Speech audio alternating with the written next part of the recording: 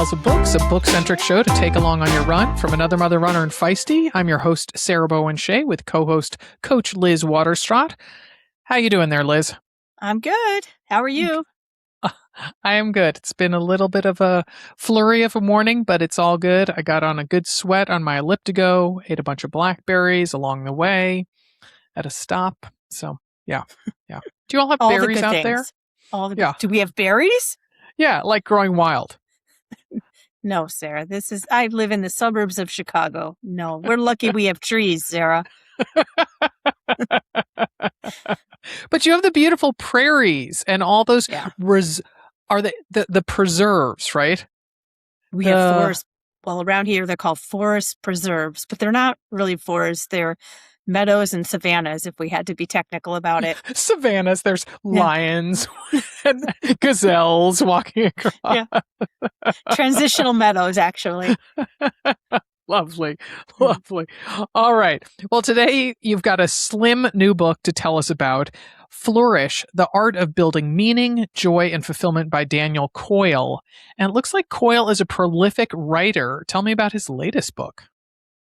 He is, yes. So this is Flourish, The Art of Building Meaning, Joy, and Fulfillment. It was published back in February of this year by Bantam Books. And before I get into the page count, look at this. Can you see it? It's lovely. This is cute little pocket-sized book. Look at how small it is. It's smaller than my head. Beautiful it's cover. Coach Liz size. It is. It's my pocket pal right here. 178 pages. Oh. I know. And can we talk about how these books just keep getting shorter and shorter? And quite frankly, this is a relief to me because there was a while there where I just felt like they're just droning on. They're starting to get to 250, 300. I don't have time for that. Nobody has that many thoughts that people need to hear about, unless it's like War and Peace or something.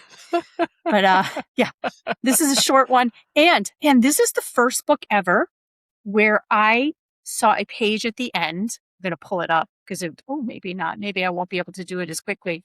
But it is a whole page. Here it is. About the type. So the font. It has a whole story about the font they chose. And it's one of my favorites. It's Garamond.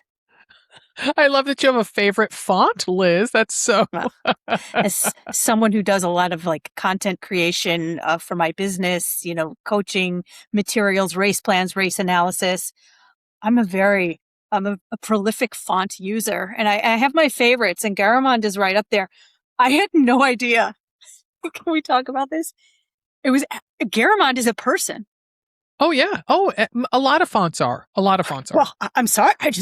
I'm not like well-versed in the fonts, but Claude Garamond, who lived 61 years back in the 1500s. This is amazing. This is fascinating. Okay, so the funny thing is that I love your shock about all this because it's very common to have that in the back of a novel. It will talk about the font and kind of the feel of the font, and it's like, it's a more open, modern font. And I just love that it's someone's job to think about what would be the vibe of the font with either the plot of the book or the topic that's being discussed. To me, that's really a dying art, and I love it. Well, we don't typically include information about fonts in nonfiction books. Maybe because there's so much information in the book, they're just like, no. Don't overwhelm the reader with a bit about font. But so this one, Garamond, that font is known as being clear, open, and elegant. I agree. Oh, I looked it up after when you told me that's what the font was. I looked it up and I love it. Then they show, the uppercase and the lowercase and the letters that drop below the line and, what the F and the T look like. And, oh yeah, I'm there for it. Well, there's more to this book than just the font or the type. So let's go back to Daniel Coyle. So people are probably aware of him. He's a New York Times bestselling author of 9 books, including Culture Code and The Talent Code. He's also a contributing editor for Outside Magazine. He lives in Here's interesting. He lives in Cleveland during the school year. Beautiful out there in Cleveland. I've been there. And then he takes his whole family to Homer, Alaska every summer. Whoa. Quite the contrast from Cleveland. Yes. But he spent 5 years writing this book, and I'll come back to Alaska. It's part of it. And this book started with what he calls a midlife crisis that forced him to ask what a meaningful life actually looks like, not in theory, but in practice. And he wanted to go to the places where real people are actually living it. So he started visiting those places. And what he found surprised him. And so he kind of started his research for this book in Alaska. But I'm thinking midlife crisis, he's a man. And I'm like, whatever happened to just buy the red Corvette? No, Coyle writes this little book, whole book on meaning and flourishing and fulfillment. So good on him for that. So, Sarah, has there ever been a moment in your own life, maybe it was a race or a season or a transitional period, where you asked the same type of question? And did you like the answer that you found? So remember, his question is, what does a meaningful life actually look like? I would have to say pretty much the seminal event in my life has been my unexpected divorce. When my husband, out of the blue, my first husband, when I was 29, said that he wanted out. So, yeah, I would say, I definitely asked myself a lot of questions. It was the first time I went into therapy after that. I hadn't seen myself as a therapy person before that. I've been in it several times since then. So, yeah. And did I like the answer I found? It definitely reflected, I won't talk too long about this, but it had an effect with me athletically in that I then very much was post-divorce, I was a go it alone type of gal athletically. Like when I was married to my first husband, whose name is John Shea, I always had to have him at my athletic events. And I rarely even invite my second husband, Jack, to go to athletic events with me. Like I am just self-sufficient. Nice. Yeah. It's a big question. You don't know where the answer will take you. I find myself sometimes not really a big event that brings up that question for me. Sometimes it's more in the mundaneness of every day where I think to myself, is this it? Is that all there is, Peggy Lee? Do I really just empty the dishwasher twice a day, every day for the rest of my life? But then I find myself thinking, well, yeah, I mean, this is it. What more could there be? What more does there need to be than this little, comfort zone of home and family and just the beauty and like the chaos of that pattern? So yeah, sometimes it just hits me every day. I will say that when my kids were young and my older daughter had lice repeatedly, that was a little bit of a seminal moment in my life. And I would fantasize about just walking out the front door and never coming back. What's going on in Portland that there was so much lice going around? Oh, it's a great climate for lice. Oh my gosh, we never have a hard freeze that kills them, or we rarely have a hard freeze that kills them. It's kind of slightly always moist. It's temperate. Yeah. We can't let this one go. One of my most profound memories of childhood, growing up in Brooklyn, New York, going to the public school system, was when you would have to get in line and the school nurse would come in and she would take like those craft, like popsicle sticks, and she would separate out your hair looking for the lice. I don't know if this was just like a Brooklyn, New York in the early 80s thing, but that's one of my like richest memories of going to public school in Brooklyn was the lice check. The yikes lice check. Oh my gosh. And did you ever get sent home because you had them? Of course. Also, New York, apparently a great climate for lice. It's also good, though, because you have such dark hair. They're really easy to spot on darker hair. Yeah, I guess that's true. Yeah. Yeah. All right. Well, circling back to the book and now we both hit your heads. Wow. Yes. Somebody rein us in today. Okay, so what's Coyle's big idea for this book? So most of us, he argues, are approaching life with the wrong kind of attention. And he says that we are using what he calls the narrow beam. So analyzing and categorizing and comparing and even optimizing, which I think is one of the biggest problems with people nowadays. We're just optimizing for everything. And he says the problem with that, like the narrower the beam, the more we miss. And so Huh. the type of attention that we bring to the world changes the world that we find. And that is the sentence the whole book is built around. And he says that flourishing groups are not succeeding because they have mastered focus. They are Huh. succeeding because they have learned when to let go of it and to tap into what he calls full, wholehearted awareness. And so the more we learn to soften our grip, the more we forge meaningful connection. Huh. Yeah. And the vehicle for that shift is what Coyle calls awakening cues. And so these are those moments of receptive stillness that create meaning by illuminating connection. And they happen when we soften our grip, when we pause and let go of expectations and step into something greater than ourselves. And he Hmm. says they're built on a paradox that the more we surrender control, the more we fully connect. And he brings up a quote by, I think it's Zion McGilchrist. Wow, that is a mouthful there. You let go, and then by letting go, you connect. Huh. So flourishing, it's not something that you optimize your way into. It's Okay. something that happens when you stop trying so hard to make it happen. Gosh, we need to just put that on like a little like temporary tattoo for all of our community. So, and then I would say this is true for most things. Something happens when you stop trying so hard to make it happen. Well, I mean, I hate to say it, but how many times before you met your husband did, and it seemed like, when in a very different dating scenario, the like you sometimes people, you get the sense that your friends or your own self are trying too hard to meet somebody. And that's when Yeah. you kind of let that go that then you run into somebody, in the produce section at Whole Foods and that ends up being your partner for Yeah. life. Yeah. It brings me to thinking about um, when my sister-in-law, my husband's sister, was trying to start her family.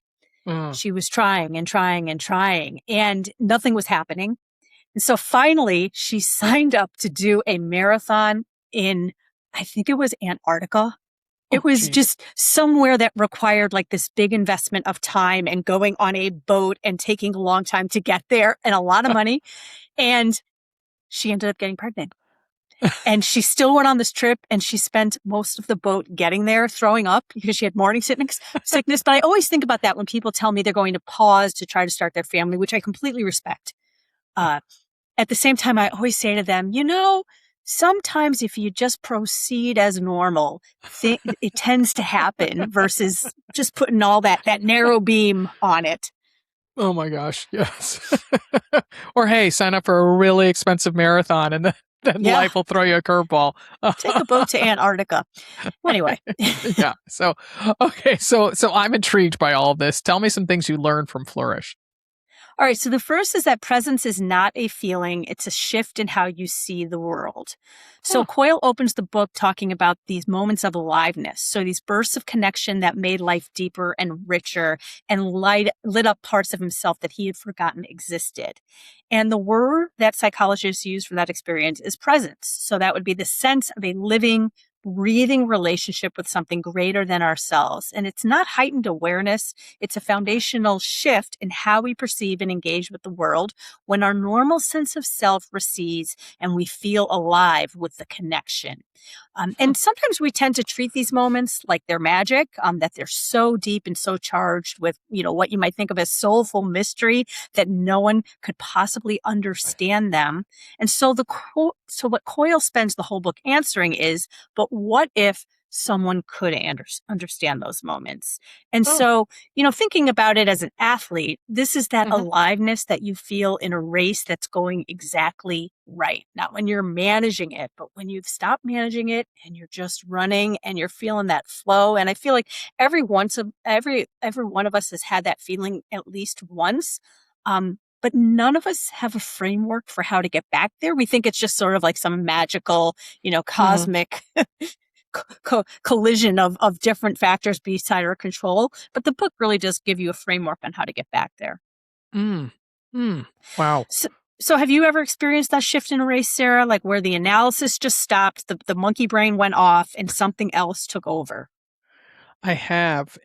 Hearing you talk, it completely called to my mind running the Victoria Marathon, which is up Oh, in yeah. Canada, Yeah. and it's the place where I qualified for Boston the second time. And I was having a great race the whole way, but it was something around mile 22, 23 that it seemed like the air around me got bigger and just Mm. more free, and I, like I was almost giddy about it. And Molly, my good friend, she had run the half marathon, and so she saw me, I think probably around mile 24, and I think she almost would have thought I was high or something. I was just so ebullient and I was filled with a certainty that I was going to meet my goal, and it just felt almost effortless, even though I was pushing hard. It was really very joyful.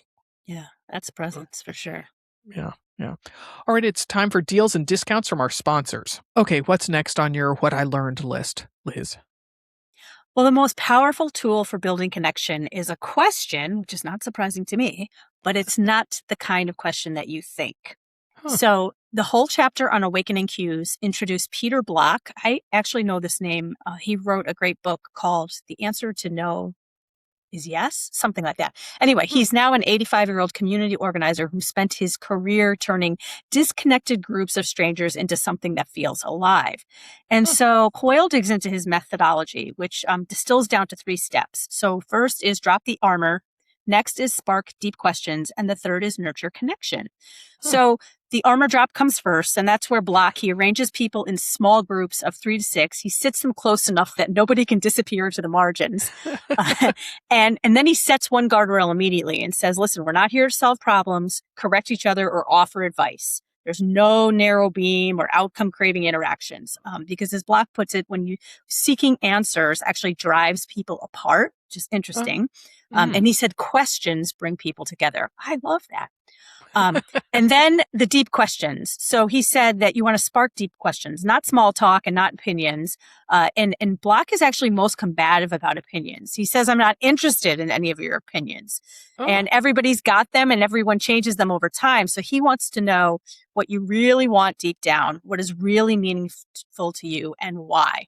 And, Hmm. and the third thing, his questions are, why does being here matter to you? What is the crossroads you're at right now? What question is animating your life right now? What gift do you have that other people aren't aware of? And what don't we understand about you? So I love these questions. Could you imagine?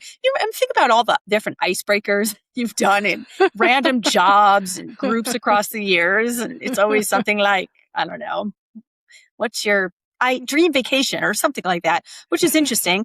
But these are deep questions. And Yeah. Block says that deep questions have 3 traits. So one is that it's personal. It's asking people to be vulnerable about their experiences and their values and hopes and commitments. It's ambiguous. So there's no clear answer. And it invites exploration rather than certainty. And it Oh. evokes accountability. So moving people toward ownership and not just discussion. Huh. Yeah. Wow. And so bringing it back to sports, Coyle brings up this example of Penn State basketball coach Mike Rose, and he uses a variation of this at the start of every season. And what he does to kind of build team camaraderie is he divides the team into small groups, and then he asks them the 4 H's. So Huh. 1 is hero. So who has meant a lot to you? 2 is heartbreak. When have you felt that all was lost? 3 is history. So tell about your family's background. And the last one is hope, and name an aspiration for the coming year. How beautiful. I mean, it must be awkward at first. Yeah. But then he said that, someone speaks and then someone else goes, and pretty soon the whole group sees each other in a new light. Oh, I love that vulnerability. I mean, I envision this happening in the locker room or out on the court, Yeah. and can you imagine if you're a freshman, you show up and you're like, wait a minute, I thought I was going to be dunked by these guys. And now instead I have to, reveal things about Yeah. myself. Yeah. So if you had to reveal like one of those 4 H's, hero, Okay. heartbreak, history, or hope, which one would you least want to answer in front of a room of people? Heartbreak. Yeah. Yeah. That would be hard. Yeah. Yeah. Yeah. I mean, I did just share about my divorce. Hmm. And, some of my friends do mock me for oversharing. Yeah. How about you, Liz? Which of the four H's would you be least likely to want to answer in front of a room full of people? All of them. It's so funny. I think Yes. Liz is going to say all of them. All of them. Nope. No, I would be very uncomfortable answering anything in front of a group of people. But yeah, they would all be hard. Okay, and the third lesson? Disorder is not the problem. It's a doorway. Interesting. Come into I'll tell my myself house. the next time. Yes, my life in my house is a doorway. Think of it like that. Right. Oh, man. So he says that moments of disorder that arise in a system are not a flaw. They're just a sign that the system is working. So static systems loosen, reorder, and self-organize into something more alive, more connected, and more capable of growth. So we've heard this before in many of these books. I'm thinking of The Obstacle is the Way by Ryan Holiday. The mess is not the obstacle. It is the doorway. And it invites us to take better ownership and to figure things out for ourselves in that unfolding challenge. Okay. Wow. Well, okay. It sounds like this book packed a lot into its 178 pages with Garamond type. So what surprised you most in the book? Yeah, so I think what surprised me the most was how much time he spent talking about another book. And I think this is a book that maybe many of our community have heard of. He talked about Julia Cameron's Morning Pages. And so his discussion of that book shows up in the Meaning Builders chapter. And I didn't expect it to be the most practically powerful section of the book. And, you know, anyone who's familiar with Cameron knows that her book is all about every morning you write down 3 pages, handwritten, whatever crosses your mind, no polishing, no prompts, no planning. It's just this messy, unfiltered flow. And Oliver Burkeman, who's another friend of the pod that we have talked about, his Meditation for Mortals and his 4,000 Weeks or something like that, both great books. He tested hundreds of self-improvement methodologies for his book, The Antidote, and he wrote about morning pages as well. And he said, of all the tools I've tested, this has proved the most enduring. So there's this general attitude here that's well worth cultivating, a healthy skepticism toward the part of your brain that's so enthusiastic about how controlling how things unfold, but the morning pages get right underneath that. So you just do the pages and then something else does the rest. So that's it. Like the morning pages are kind of considered magical in a lot of creative spaces where you just do them and then things just start to flow and bubble to the surface. And yeah, go ahead. I have to ask, how big are these pages? I don't think it matters. I don't know that she ever spent. I'm looking at The Artist's Way, which is the book where she writes about morning pages. It's on my shelf. I have never actually dug into this book. I have heard about it so many times. Yeah, well, Dim did that whole program about it. Yeah. I should take the program just as a way to get through the book. But I don't know. But you know, Cameron, her origin story is really interesting. So her career fell apart under the weight of addiction. And when she was newly sober and struggling to write, a friend offered her advice. And that said, again, this is a theme that we've talked about here already. Stop trying to be a great writer. Like, stop trying to make it happen. Get your ego out of your writing. Write from a spirit of service where you are just the vehicle. And so she pasted a note above her desk that said, okay, God, you take care of the quality. I will take care of the quantity. And then she started writing 3 pages every morning, no exception. And that's where the morning pages came from. Have you ever tried? I mean, you're a writer. Have you ever tried morning pages? I have not, and it makes my hand cramp a little to think about it. I also wake up with a ton of energy. It kind of irks a lot of people. And so I really like to capitalize on that energy. And like, I'm not a slow start to the day person. I don't drink coffee so that I don't, kind of have that. I don't wake up and want to just kind of snuggle in and savor the silence. Like, I get up, I start moving and hop to it. Yeah. Yeah. Yeah. I have thought about morning pages, but then I wake up and I just lay there and I'm like, oh my gosh, do I get out of bed? Do I lay here? Where do I begin? Like, I don't have the agenda in my head. It just kind of comes to me. And then I have to get myself moving toward that agenda. As you can see, I'm not a morning workout person. I never have been, and I don't put myself through that. It just doesn't work Yeah. for me. Well, this is an example of what a morning person I am. So, I became a rower in college, and then and that's a morning workout. And because knew I was going to be doing that, I signed up for 8 a.m. was the earliest class that my alma mater Colgate had. And so I would have an 8, a 9, and then an 11:20 class. And I remember my 8 a.m. general education teacher for this interesting class about Western culture that's would not be taught anymore was after the 8 a.m. and I was always answering questions, asking questions, the whole bit, like contributing a lot to class. And Professor Hudson at the end of the semester was like, I really want to thank you for being such an active participant in this class. I'm like, sure, I've already been up for 3 hours. This is, the middle of my day. That's funny. Yeah. You're that person. I am that person, and my kids have taught me to tone it down when I'm around them. John and I actually just spoke about my son, and I just spoke about it this morning. So, all right, what's another surprise from the book? Well, the surprise is we're going to jump right to the 3 ways to apply this to our community. Oh, okay. Yeah.